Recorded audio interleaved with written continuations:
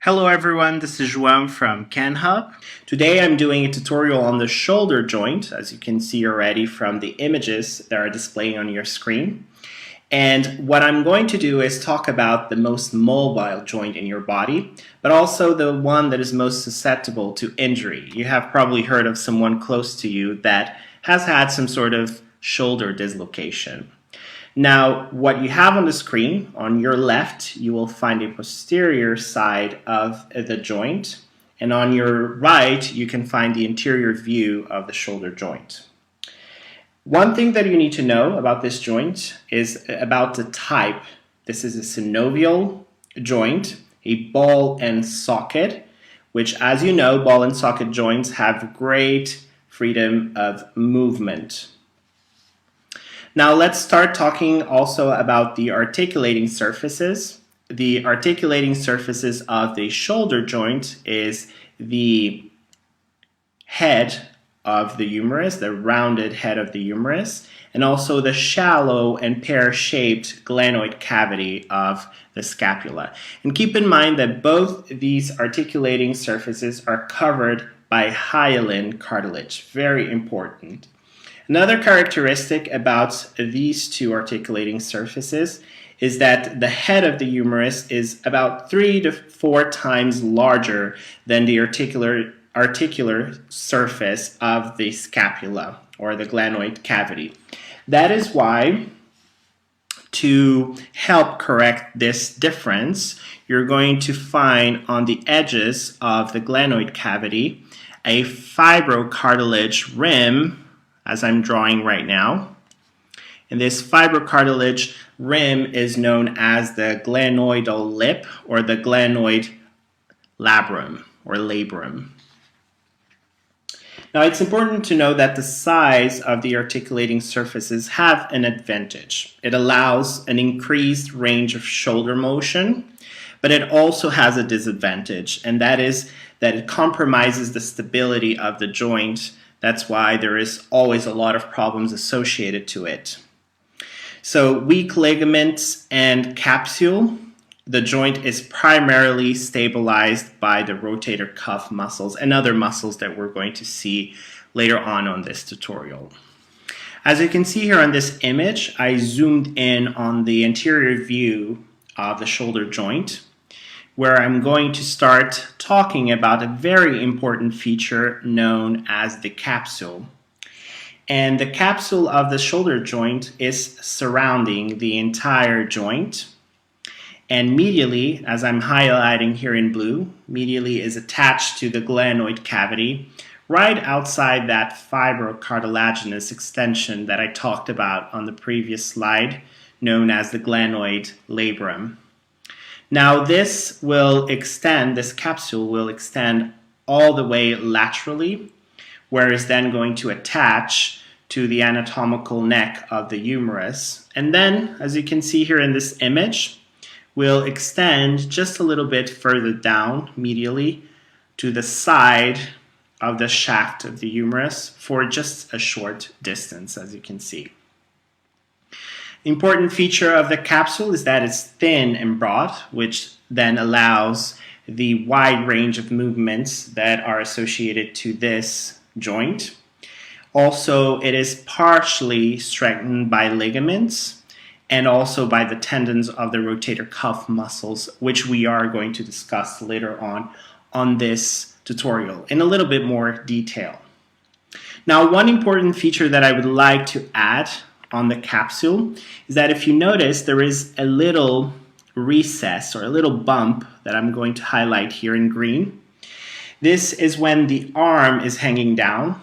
You see that the lower part of the joint capsule, which is not reinforced by muscle, is sagging and is forming this green structure that I highlighted. Well, it's not in green, but it's highlighted in green and is known as the axillary recess. This provides a reserve capacity that is useful during abduction movements of the arm. As you probably noticed, we're still talking about the capsule of the shoulder joint, and from previous knowledge you know that capsules on synovial joints have two main layers. the synovial layer and the fibrous layer. Both these layers have different, or they're comprised of different types of tissues, as well as their location in the capsule are different. So the synovial layer is located in the innermost part of the capsule, usually in contact with synovial fluid, hence the name synovial layer. Now the fibrous layer is usually located more externally and also has a different composition or comprised of different tissues. Now, knowing that, let's talk about the synovial layer of the capsule of the shoulder joint. This layer is actually attached to that extension that we talked about, this fibrocartilaginous extension known as the glenoid labrum. This is the attachment of the synovial layer. And also I'm going to add here the muscle of the bicep brachii muscle. As you can see, the long head, or the tendon of the long head, goes through the intertubercular sulcus on the humerus and then attaches to the supraglenoid tubercle on the scapula. And you can see that the way I highlight it, that the capsule, or the synovial layer of the capsule, surrounds the tendon of the long head of the biceps and extends beyond the transverse humeral ligament. And we're going to talk about this ligament later on, but I can show you and draw you that it's connecting the two tuberosities. This is where you should find the transverse humeral ligament. Now, this extension of the synovial layer surrounding this tendon then is surrounding it as what we call the synovial sheet of the intertubercular groove, or sulcus. Now, important thing to know about the synovial layer as well is that it protrudes usually through the fibrous layer to form the bursae, which are important structures that we will talk about later that reduce friction on a joint. Now, just a quick note on the fibrous layer. All you need to know is that it forms a connective tissue layer across the intertubercular sulcus and converts it into an osteofibrous canal. So now it's time to talk about the ligaments that strengthen and stabilize the shoulder joint. There are 6 that we're going to talk about on this tutorial. The first one is the glenohumeral ligament, as you can see here. This is also divided into 3 other ligaments, or 3 other weak bands of fibrous tissue: the superior, the middle, and also the inferior glenohumeral ligaments. As you can see here, this is the interior view of the joint, and for that reason you know that this ligament is strengthening the front of the capsule. And it's extending from the margin of the glenoid cavity all the way to the lesser tuberosity. Now I'm going to erase these so I can show you the 4th ligament, and this is the transverse humeral ligament, which is bridging, and we talked about on the previous slide, this is bridging the gap between the tuberosities, and it's found more laterally.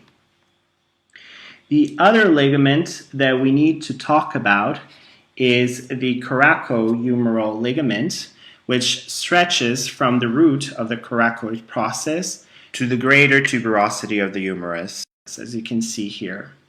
And this is strengthening the capsule above, or superiorly.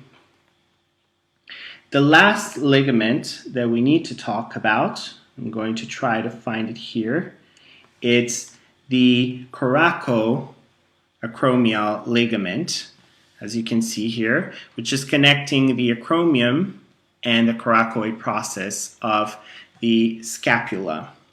This is an accessory ligament and is protecting the superior aspect of the joint.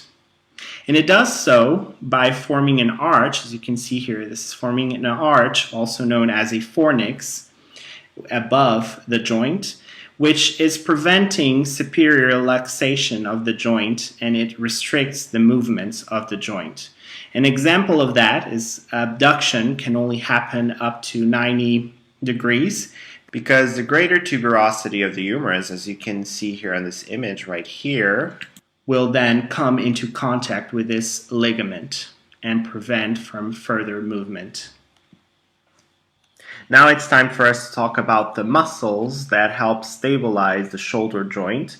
There are a few that we need to discuss because this joint has a few weak ligaments, so it cannot depend on them in order to be stabilized. So it is a muscle-dependent joint.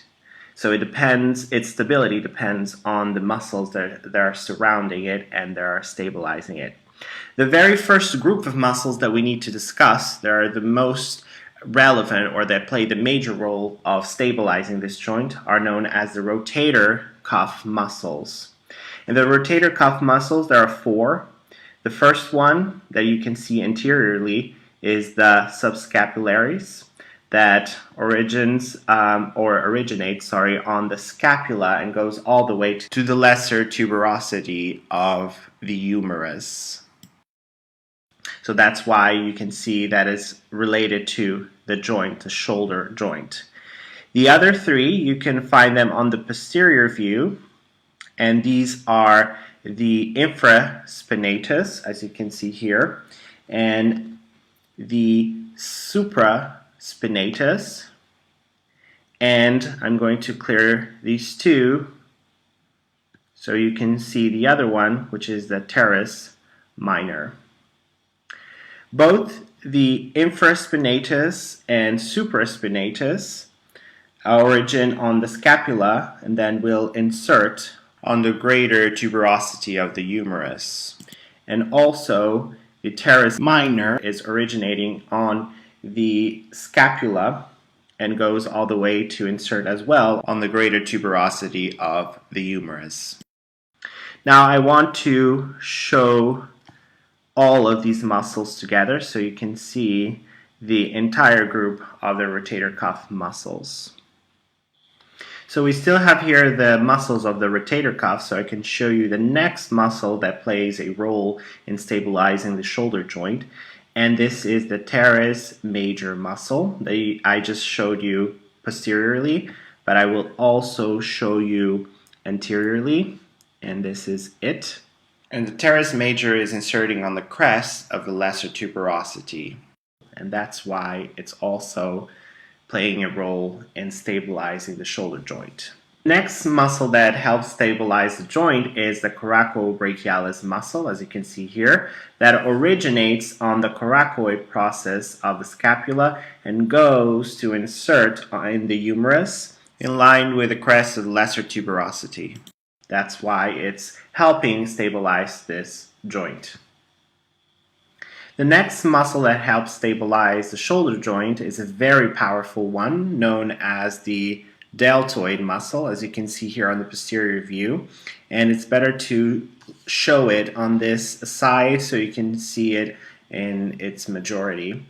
And you can see that this muscle is originating from the scapula and the clavicle. And I also have another image here that illustrates a little bit better where it's going to insert. And it will insert in the very well-known deltoid tuberosity on the humerus, and that's why this muscle plays a major role not only in stabilizing the shoulder joint, but also in a lot of the movements related to this joint. The biceps brachii muscle, as I'm showing here on the image, also influences in stabilizing the joint. As you can see here, the long head or the tendon of the long head passes through the intertubercular sulcus on the humerus and goes and originates, if you notice here, on the supraglenoid tubercle on the scapula. So for that matter, all the movements related to this muscle will then influence or be associated to the movements of the shoulder joint. And of course, this muscle also plays a role in stabilizing it. Now I'm going to talk about the last two muscles that influence in stabilizing the shoulder joint. And the one that you're seeing here right now is a portion of the latissimus dorsi, and you can see that is inserting on the crest of the lesser tuberosity on the humerus, as you can see here. Now the other one is a very powerful muscle known as the pectoralis major, and you can see that the pectoralis major is inserting here on the crest of the greater tuberosity of the humerus. The next topic on this shoulder joint tutorial is going to be the bursae. Bursae is plural and bursa is singular. And a bursa is a synovial sac that is filled with fluid that help cushion and also alleviate some friction that is usually associated to synovial joints. Very, very important structures. Now, remember from a previous topic when we talked about the synovial layer and also the fibrous layer of the capsule? Well, the synovial layer usually protrudes through the fibrous layer, and that way it will form some bursae. Now in this tutorial I'm going to talk about 4 bursae. And the first one you can see on this image. We're looking at it anteriorly, and I left some of the ligaments so you can see where you can find this bursa in relation to these structures. Now the first one is known as the subacromial and subdeltoid bursa, this green structure that you find here. And you can see it here also posteriorly and a little bit more superiorly. You find also this subacromial, this green structure here. This is the subacromial and subdeltoid bursa. Now there are 3 other bursae that I need to cover here on this tutorial. What I'm going to do now is highlight the capsule and also the bursae associated to the capsule and to the joint so you can see where they are located. Now the first one is this red, highlighted in red, and this is the subcoracoid bursa. The next one is this one highlighted in blue, and this is the subtendinous bursa of the subscapularis muscle. So this is just beneath the tendon of the subscapularis muscle. And the next one, this yellow structure here, is known as the intertubercular synovial sac. So this is surrounding the tendon of the long head of the biceps, and you can see it a little bit better on this image here. So I'm going to also highlight it in yellow so you can see that this structure, this intertubercular synovial sac or sheet, is surrounding the tendon of the long head of the biceps and is extending beyond the transverse humeral ligament that you can see better on this image. Here is the transverse humeral ligament, and that way it's surrounding the tendon as the synovial sheet of the intertubercular sulcus or groove. Now it is time for us to talk about the blood supply of the shoulder joint. There are a few vessels that we need to discuss. The first one is the anterior. This is on the anterior side, and it's highlighted in blue here. This small artery here is known as the anterior circumflex humeral artery, and it originates from the axillary artery right here. And the other one that is also supplying the shoulder joint is on the posterior side, and this is the posterior circumflex humeral artery, highlighted in green. Now the other one that is also a major blood supplier of the shoulder joint is this one here, this small vessel here, highlighted in yellow. This is the suprascapular artery, and it originates from the subclavian artery.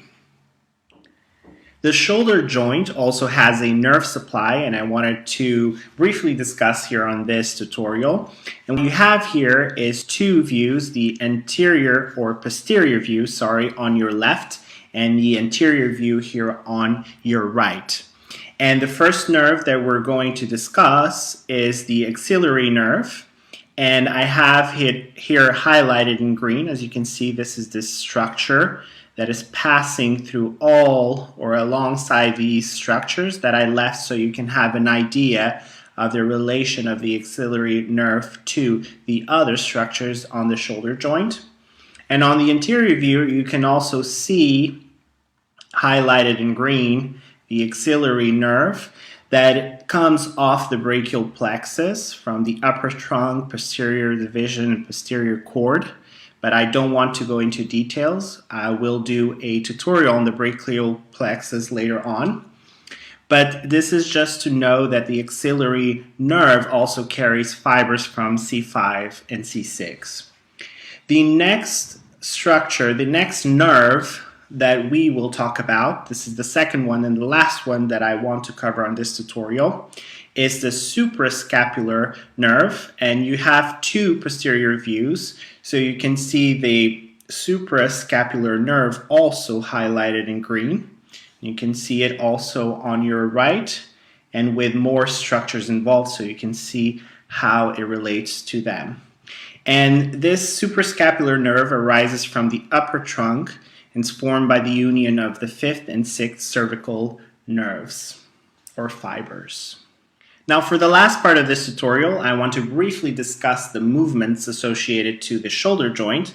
And as I mentioned before, this is one of the most mobile joints that you have in your body. As you're watching now this tutorial, I suggest you move your shoulder as much as you want, or move your arm as much as you want. That's thanks to this very mobile joint. Now, the movements that we're just going to briefly touch are the abduction and adduction. As you're seeing the arrows, this is where the movement will occur. Now, the other two are flexion, which is forward lifting of the arm, and extension, which we would say it's backward lifting of the arm. Now, you also have internal or medial rotation and external or lateral rotation.